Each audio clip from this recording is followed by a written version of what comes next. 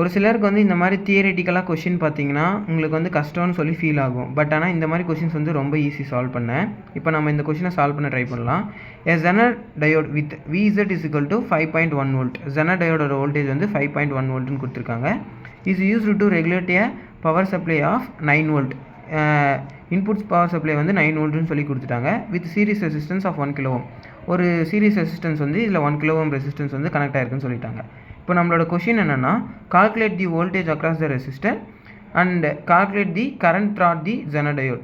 Genre டயோடில் போகிற current என்னென்னு கண்டுபிடிக்கணும். Voltage across the resistor, I mean இந்த 1 கிலோ ஓம் ரெசிஸ்டருக்கு அக்ராஸாக இருக்க வோல்டேஜும் ஜெனர் டயோடில் போகிற கரண்ட் என்னன்னு சொல்லி கண்டுபிடிக்கணும்.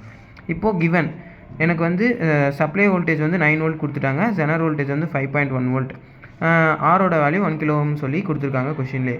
இப்போது வோல்டேஜ் அக்ராஸ் த ரெசிஸ்டர் கண்டுபிடிக்கணும்னா நல்லா பார்த்தீங்கன்னா இந்த நோடில் போகிற ரெசிஸ்டர் வோல்டேஜும் இங்கே வர வோல்டேஜையும் மைனஸ் பண்ணனாலே விஏ மைனஸ் விபி போட்டோனாலே நம்மளுக்கு வோல்டேஜ் அக்ராஸ் த ரெசிஸ்டர் வந்து கிடச்சிரும். அப்போது 9 மைனஸ் ஜெனரோட வோல்டேஜ் வந்து 1.5 வோல்ட், 9 மைனஸ் 1.5 வோல்ட் வந்து நம்மளுக்கு வோல்டேஜ் அக்ராஸ் ரெசிஸ்டர் வந்து 3.9 வோல்ட் வந்து கிடச்சிருக்கு.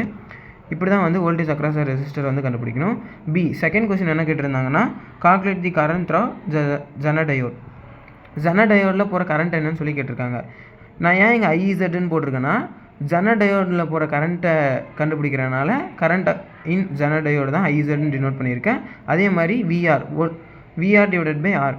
இப்போது இந்த ரெசிஸ்டன்ஸில் போகிற வோல்டேஜ் வந்து நம்ம கண்டுபிடிச்சோம் தெரியுமா, அந்த வோல்டேஜ் தான் வந்து இந்த ஜெனர் டயோடுக்கு வர போகிற வோல்டேஜ். அப்போது 3.9 டிவைடட் பை நம்மளோட ஆரோட வேல்யூ 1 கிலோ ஓம். அப்போது நம்மளுக்கு கிடைச்ச ஐஇசட் வந்து 0.039 ஆம்ஸ். இதை மில்லி ஆம்ஸுக்கு கன்வெர்ட் பண்ணால் 3.9 மில்லி ஆம்ஸ். தேங்க்யூ.